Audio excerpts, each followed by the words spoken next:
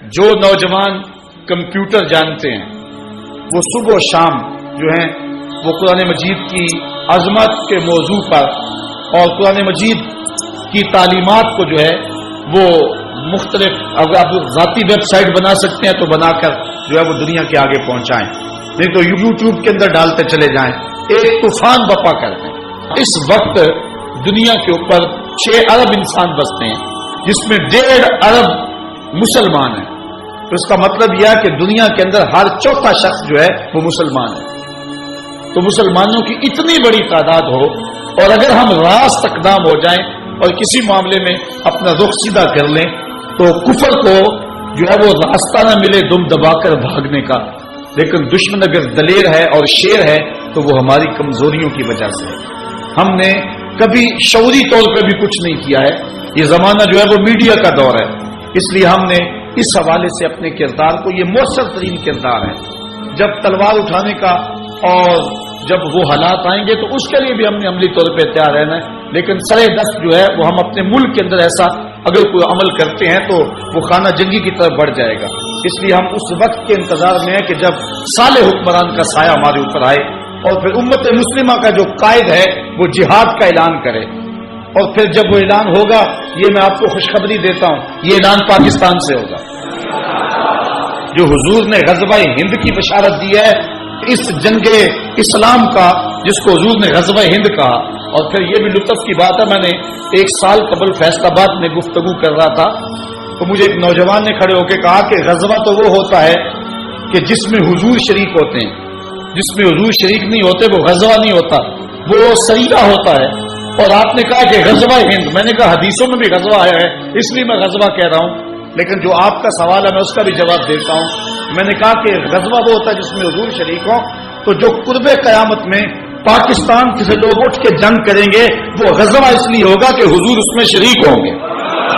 پاکستان کی روحانی ڈائری دیکھیں، جب 65 کی جنگ لگی ہے تو وہ خدام جو حضور کے روضہ کے آس پاس جھاڑو دیتے ہیں، ان میں سے کچھ لوگ سوئے، انہوں نے خواب دیکھا کہ حضور 5 اصحاب کے روضہ انور سے نکل رہے ہیں اور حضور نے جنگی لباس پہنا ہوا اور اسلحے پہنے ہوئے۔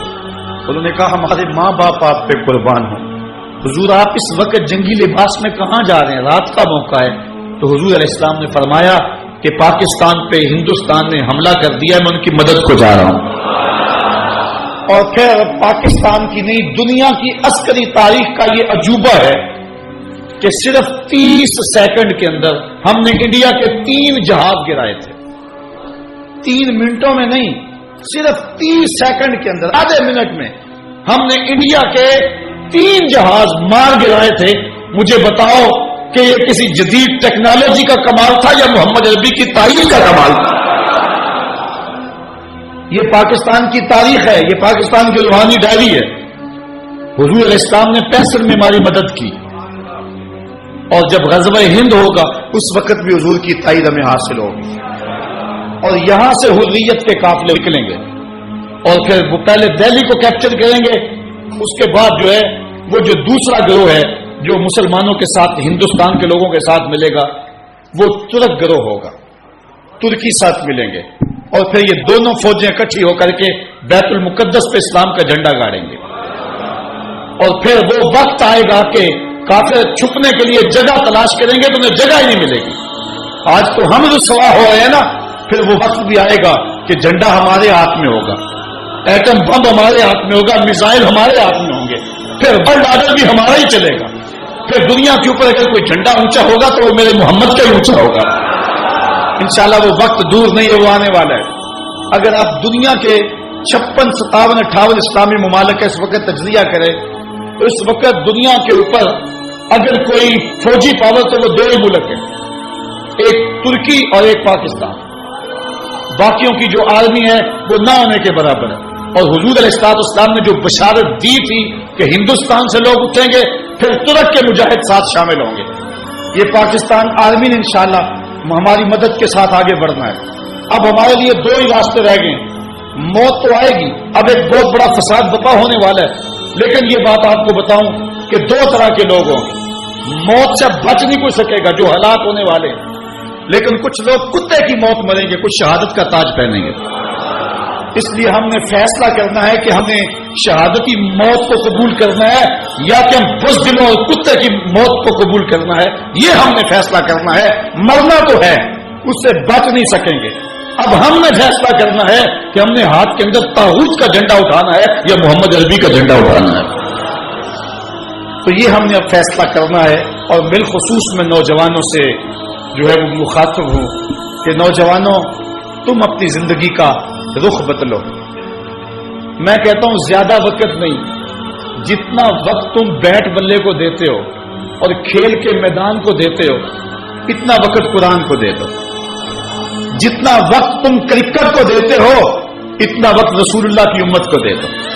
صرف اتنا وقت اگر تم دے دو، جتنا وقت صرف کرکٹ کو دیتے ہو، ارادہ کر لو آج اتنا وقت آج کے بعد قرآن کو دیں گے. اگر عزم کریں، اگر 100 نوجوان بھی یہاں سے عزم کر کے اٹھے تو میں سمجھتا ہوں کہ اس سیالکوٹ کے اندر ایک اسلامی انقلاب برپا ہو جائے گا. اور میں جگہ جگہ کہہ رہا ہوں کہ 313 نوجوان تیار ہو جائیں، ہر شہر سے، ہر بستی سے. اور پھر وہ لمحے آنے والے ہیں کہ جن لمحوں کے اندر ان نوجوانوں کے ہاتھوں میں اسلام کا جھنڈا ہوگا. انشاءاللہ وہ وقت اب دور نہیں ہے. موت سے چھٹکارا تو کسی کو نہیں ہوگا، لیکن یہ آرزو کرو کہ اللہ ہمیں شہادت کا تاج نصیب فرمائے، آبرو کی زندگی نصیب فرمائے اور آبرو کی موت نصیب فرمائے. اللہ اکبر. اس کتاب رحمت کے جو حق ہیں ہم ان کو ادا کریں. میرے جذبات آپ دیکھ رہے ہیں، میرے گلے پر بھی اثر ہے، لیکن میں کیا کروں. میں یہ چاہتا ہوں کہ اس وقت جو ہے جو حالات ہیں، میری زبان وہ بوجھ برداشت نہیں کر سکتی جو میرے دل کے اندر ہے. میرا جی چاہتا ہے کہ میں چوکوں اور بازاروں میں جا کے چیخوں اور شور کو ایک ہنگامہ کھڑا کر دوں اور دنیا اکٹھی ہو. ان کو کہوں کہ ایک مجذوب کی آواز سن لو، ایک پاگل کی صدا سن لو. شاید کہ تمہیں یہ دوبارہ کوئی بتانے والا نہ ہو. آؤ اٹھو، قرآن کا پرچم تھام لو. یہ تمہیں موقع تقدیر نے ایک بار اور دیا ہے. قدرت بار بار موقع نہیں دیا کرتی، یہ تمہیں موقع دیا ہے. اور اتنا بڑا حادثہ ہوا ہے قرآن مجید کی آتش زدگی کا کہ امت مسلمہ کے لیے اس سے بڑا کوئی حادثہ اور کیا ہو سکتا ہے. لیکن اب بھی اگر نہ اٹھے تو شاید ہمیں تاریخ معاف نہ کرے. اللہ تعالیٰ جل شانہ ہمیں کتاب رحمت کی نوکری کی توفیق نصیب فرمائے.